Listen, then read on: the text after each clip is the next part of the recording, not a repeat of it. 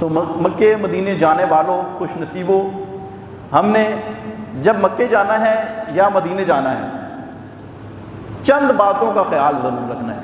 इसमें सरे फहरिस्त तो ये है कि हमने सब्र का दामन नहीं छोड़ना।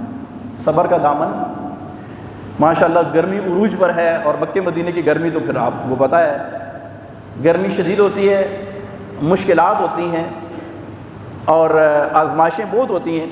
इस मौके पर सब्र करना मुश्किल होता है, लेकिन हम मक्के में जाएं या मदीने में जाएं, सब्र का दामन हाथ से नहीं छोड़ना है, अदब का दामन भी हाथ से नहीं छोड़ना है, किसी से बहस व मुबाहिसा नहीं करना है, किसी से लड़ना नहीं है, बेसब्री का मुजाहिरा नहीं करना।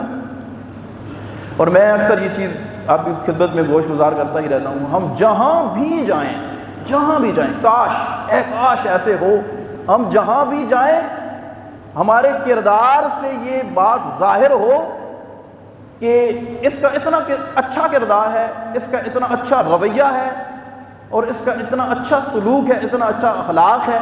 जब उसको पता चले तो हमारे मुल्क की नेक नामी हो कि ये पाकिस्तानी है। मुसलमान तो हम हैं ही हैं, लेकिन हज उम्रे के लिए मक्के मदीने में पूरी दुनिया से लोग आते हैं, पूरी दुनिया से लोग आते हैं। मेरी ये आवाज़ नकार खाने में तूती की आवाज़ ही सही, अगरचे कि ये हालात हम बहुत ही ज़्यादा बिगड़ते चले जा रहे हैं, लेकिन हमें फिर भी नाउम्मीद नहीं होना है, नाउम्मीद नहीं होना है। और हम में से हर एक ने ये कोशिश करनी है, चाहे मक्का हो, मदीना हो, हम दुनिया के किसी भी कोने में जाएं, हम जिस अल्लाह के महबूब से मोहब्बत का दावा करते हैं, उस मोहब्बत के दावे पर बतौर दलील हमारा अमल लोगों के सामने जाहिर होना चाहिए कि हम मोहम्मद अरबी के सच्चे गुलाम हैं और हम अल्हम्दुलिल्लाह पाकिस्तानी हैं।